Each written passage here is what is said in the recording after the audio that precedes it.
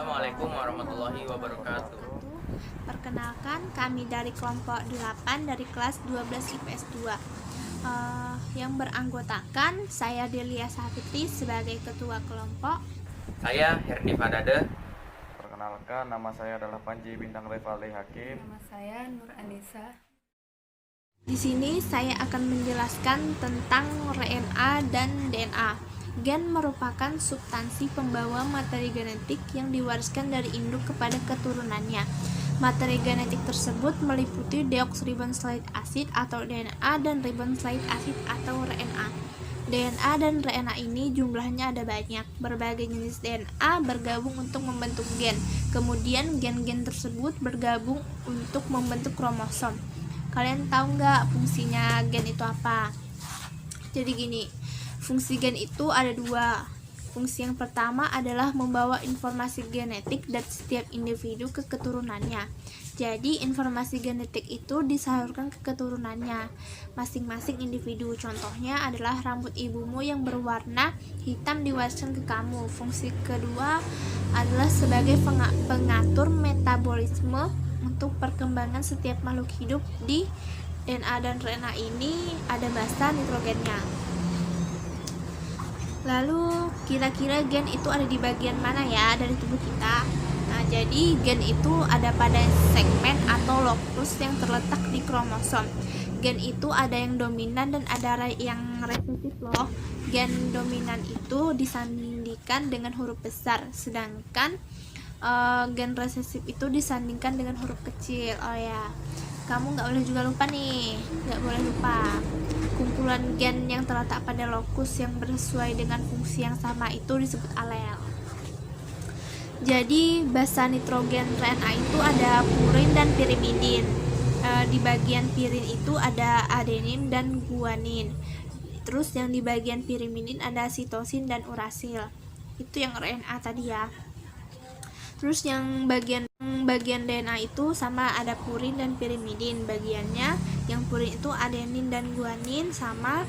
Terus kalau yang pirimidin ada sitosin dan timin. Lalu unsur DNA dan RNA itu ada gula pentosa, gugus fosfat, basa nitrogen purin atau adenin dan guanin.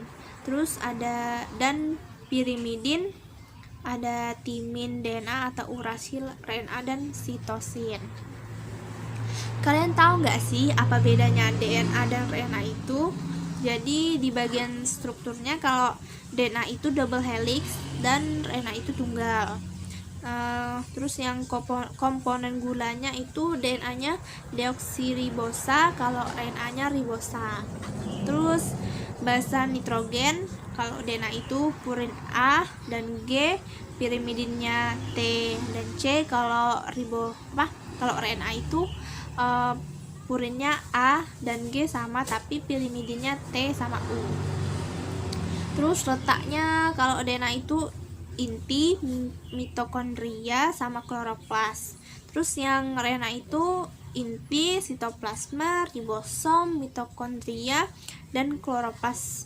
Terus tuh jumlahnya kalau DNA itu jumlahnya tetap, dan kalau RNA itu jumlahnya berubah-berubah. Setelah kita mengenal gen dan DNA, mari kita kenalan lebih lanjut dengan kromosom. Apa itu kromosom? Kromosom adalah penebalan benang-benang kromatin ketika pembelahan sel terjadi. Kromosom disusun oleh asam nukleat dan protein. Kromosom ini ada dua jenis, namanya autosom dan gonosom. Autosom itu merupakan kromosom yang berperan dalam menentukan bentuk fisik selain kelamin. Sedangkan gonosom merupakan kromosom yang berperan dalam menentukan jenis kelamin. Lanjut, kromosom itu punya beberapa bagian yang berbeda. Bagian yang pertama itu namanya kromatid. Kromatid itu merupakan salah satu dari dua lengan yang merupakan hasil replikasi kromosom. Bagian yang kedua namanya sentromer. Sentromer ini adalah pusat kromosom dan tempat melekatnya benang spindel. Benang spindel ini melekat pada kinetokor selama masa pembelahan. Kamu tahu nggak benang spindle itu apa? Benang spindle ini bagian yang berfungsi untuk menghubungkan sentriol pada saat pembelahan sel dan untuk menarik kromosom menuju kutub yang berlawanan pada saat pembelahan sel. Kromosom itu bentuknya ada banyak. Ada 4 bentuk kromosom, yaitu telosentrik, metasentrik, submetasentrik, dan akrosentrik. Telosentrik hanya memiliki satu lengan dengan sentrometer yang terletak di ujung. Sedangkan metasentrik memiliki 2 lengan yang sama panjang dengan sentrometer yang terletak di tengah. Sentrometernya metasentrik ini berbentuk V. Lalu kita submetasentrik itu seperti apa? Submetasentrik itu memiliki kedua lengan yang hampir sama panjang dengan sentrometer yang terletak hampir di tengah. Bentuknya juga V gitu. Sedangkan akrosentrik memiliki 2 jenis yang tidak sama panjang dengan sentrometer yang berada dekat ujung dengan kromosomnya. Lanjut. Selanjutnya adalah B. Alel dan gen hubungan dengan pewarisan sifat. Gen adalah unit terkecil dari materi genetik yang mengandalkan sifat-sifat hereditas organisme. Gen terdiri atas DNA yang muton, dan sistron.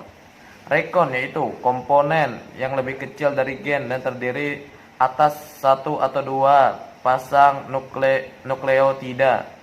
Muton yaitu komponen yang lebih besar dari rekon yang terdiri atas 1 atau 2 pasang nukleotida. Sistron yaitu komponen yang terdiri atas ratusan nukleotida. Nah, selanjutnya ada 2 hal yang menentukan tipe-tipe gen, yaitu sifat dan perannya. Berdasarkan sifatnya, gen ini terbagi menjadi 3. Gen dominan dengan ekspresi kuat yang dilambangkan dengan huruf besar. Gen setengah dominan dengan ekspresi di antara gen dominan dan resesif. Gen resesif sedang dengan ekspresi lemah yang dilambangkan dengan huruf kecil. Berdasarkan perannya, gen terbagi menjadi 2, yaitu gen struktural dan gen regulator. Gen struktural yang mengode protein, enzim dengan ekspresi yang dikendalikan oleh gen regulator. Gen regulator yaitu yang mengatur ekspresi gen struktural. Oke, selanjutnya ada fungsi gen. Fungsi gen ada 3, yaitu sebagai zarah atau partikel tersendiri dalam kromosom. Yang kedua, membawa informasi genetik dari generasi ke generasi. Dan yang terakhir, mengatur proses metabolisme dan perkembangan pada organisme. Lanjut, ada sifat gen.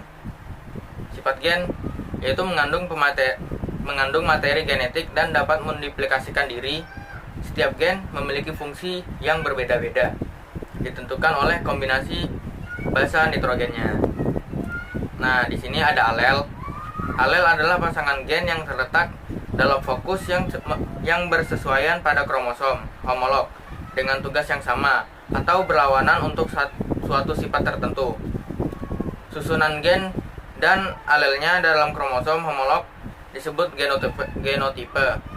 Pada suatu individu ada 3 kemungkinan genotipe yang dapat ia miliki, yaitu yang pertama genotipe homozigot dominan, lalu ada genotipe homozigot resesif, dan genotipe heterozigot. Nah, ada dua macam alel, yaitu alel tunggal dan alel ganda. Alel tunggal yaitu gen yang hanya memiliki satu gen sealel, sehingga hanya muncul satu sifat saja. Sedangkan alel ganda yaitu gen yang memiliki lebih dari dua pasang gen sealel dan menempati lokus yang sama. Pada alel ini yang akan muncul adalah beberapa sifat. Lanjut, C. Proses sintesis protein itu dibagi menjadi 3, yaitu transkripsi, transisi, dan perlipatan protein. Yang pertama ada transkripsi, yaitu proses pembentukan RNA dari salah satu pita cetakan DNA.